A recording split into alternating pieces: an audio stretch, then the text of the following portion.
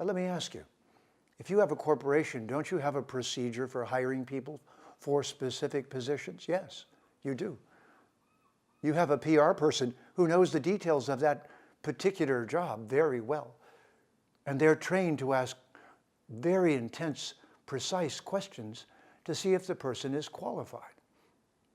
Now tell me that you did that with your marriage partner. Most people do not approach relationship as a science. They approach it by compulsive attraction, which means the hungers of the moment at the age in which they're getting married, in the mood of a particular moment. They use those sensations to decide who to marry. Those attractions are admittedly important, but if it's all we have to go on, then we're flying blind. This is how humans choose their partners. This is why our divorce rate is so high.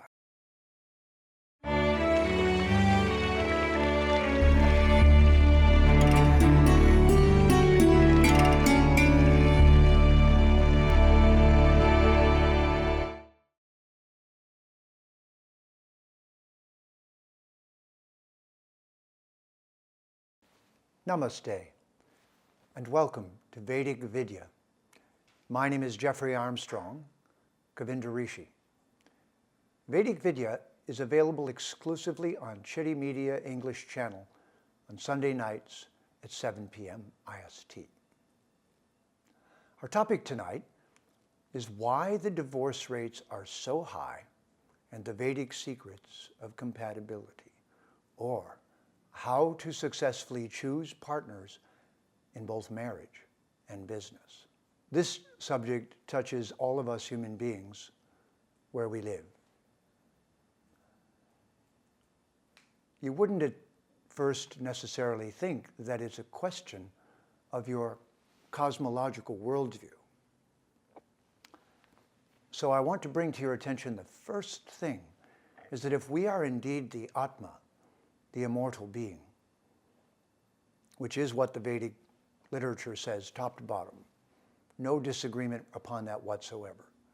We are a being who cannot die, traveling through a world of relativity and where everything must die.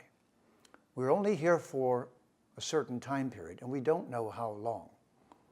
And we're part of a cycle that forces us to learn, if we participate fully, in reproduction, which is kind of a crash course, isn't it? And everything about being human, to make a baby and have it grow before your eyes all the way to adulthood, to make a baby and have it grow before your eyes into adulthood, and to step by step watch each stage. And if you've ever started a business from ground zero and brought in more and more employees, don't they call it incorporating? And isn't corpse or corpus a name for the body? Having a company is a little bit like getting married. You partner up, and then you build a reality and build a world. So let's think of both marriage and business as world-building principles, activities, but they're very real. Now the question is, how do we know the qualities of the people that we're bringing in to our world? So think of it as your circle.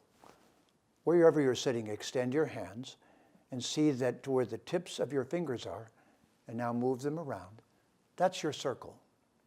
Technically speaking, no one has permission to go past your fingertips.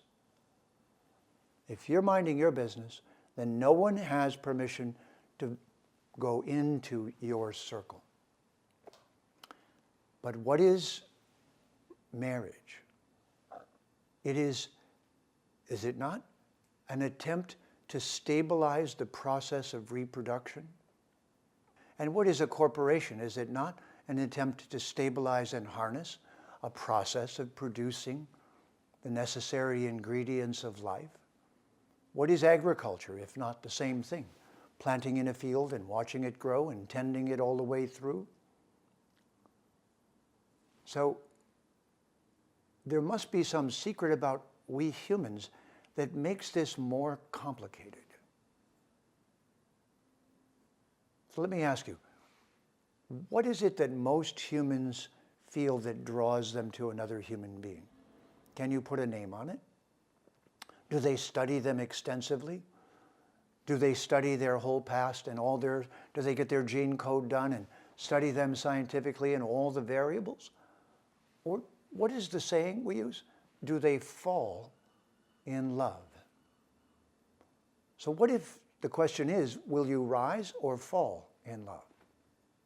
What if that's the question? Now, this question is related to how much chaos or happy organization, peaceful, beneficial organization there will be in a society. So any society that is deeply thoughtful will want to know how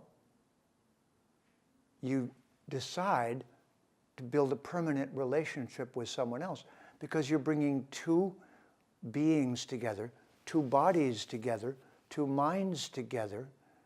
So shouldn't we have a method of assessing the compatibility? Let me ask you, if you have a corporation, don't you have a procedure for hiring people for specific positions? Yes, you do. You have a PR person who knows the details of that particular job very well. And they're trained to ask very intense, precise questions to see if the person is qualified. Now tell me that you did that with your marriage partner. Tell me that generally people hire a partner with the same degree of professionalism that a corporation hires an engineer or someone to perform particular functions. So let's take this one step further. What if, according to the Vedic culture, this is so, we're an immortal being.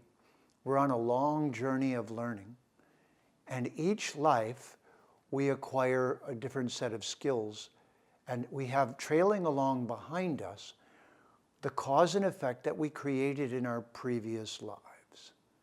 So imagine we're flying through space. Before we land and become a baby, all of the cause and effect that we've been doing in some previous lives, all the important things that we didn't receive the result of yet, are trailing along behind us.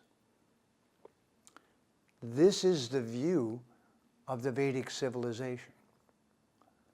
The first layer of that is to understand all of the different departments of embodiment and to have a language for those. And the most important of those turns out to be the body we're living in. So for this, the Vedic civilization has something called the doshas. This is because this physical body that we're going to partner with someone with or do something with is actually a vehicle. It's not us. It's a car. In Sanskrit, it's called the karana. English word car comes from karana. This is your car for all of us. Now, let me ask you a question. If you were a Jeep and you tied yourself to a Volkswagen, would the two vehicles benefit? Would that work well? When you want to go off-road, Volkswagen can't go. When the Volkswagen wants to have a nice cruise, you're noisy and clumsy and clunky. Jeep's made for very practical matters. How about we make it a race car and a Jeep? How about a pickup truck and a sports car? And we tie them together. Is it more vivid now? So that's called your body type or your dosha. Your dosha, as it turns out, is the mixture of the elements of earth, water, fire, air, and space in your particular vehicle. The doshas are 3 in number. If you take the 5 elements and mix them together, you get 3 combinations. Vata, which is air and space, a light, slender, skinny, nervous, high-strung, highly responsive vehicle. Shall we call it the sports car? And then the fire dosha, or body type, is the race car, or the dynamic vehicle, or the aggressive vehicle, the military vehicle. It's the power vehicle. It's any of those. It's hot, it's intense, it's fiery, it's direct, it's pushy. And then there's the third body type, the third dosha, which is called kapha dosha. Kapha dosha is made of water and earth. It's a little bit slower, softer, tends to skip breakfast, is easygoing, a creature of comfort, a little more curvaceous, softer, more nurturing, often more caring. These are the basic three now. But to make it easy for people, I call them the three doshas, but the three dogshas. Three kinds of dogs. The vata is the chihuahua, the poodle, the high-strung dogs. The kapha is the Saint Bernard, the Irish retriever, the golden retriever, the trusty, stable, emotionally stable, loving, always there for you dog. And you know who the middle one is: pit bull, boxer, guard dog, quick to guard and defend and fight. What if these three doshas are what we are marrying? What if we have no choice but to be the vehicle in which we're living? And what if there was a science that could see these doshas, and then that science could be used to predict the outcome of putting two different body types together? It turns out this is the basis of medicine in India. In ancient India, a medical system was devised around the tendencies of our body. And you'll remember from our previous show about the three gunas and the three doshas blend together to make the way that we do things. Now here's a secret that one lifetime Western civilization has never thought of. If that's the case, then from life to life, over many lifetimes, because the Atma cannot die, right? So the Atma, by accumulating karmas, creates their next karana, their next car. And therefore, that Atma is directed to a particular set of parents. And those parents, when they come together, reproduce a particular kind of vehicle with their gene code. And then an Atma of a particular nature who earned that vehicle by their previous actions enters into that vehicle. So what if there are two sciences in the Vedas that study this like any scientific discipline? One is called Ayurvedic medicine, where your body type is studied to know what food you should eat, what herbs are best for you, what climates will do what to you, because your doshas show all of these things. And your gunas, your predispositions, the way you'll be in relationship to creativity, your habits, your lifestyle habits, your cleanliness, your lack of cleanliness, your balance, your harmony. What if all of those are visible diagnostically through Ayurveda? A very good Ayurvedic doctor will take your pulse, and by reading your pulse will tell you what your different bodily organs are doing, tell you what your disposition is like, tell you what your character is like. If they were blindfolded, they would still tell you. The companion science to Ayurvedic medicine is Ayurvedic astrology. In the birth moment, the position of the planets and stars in the sky also give us the same information in blueprint form. So think of the doctor as someone who can read the signs in the body by touching the body. And think of the Vedic astrologer, the Jyotishi, as one who sees the blueprint and then can see the underlying tendencies and abilities in the different departments.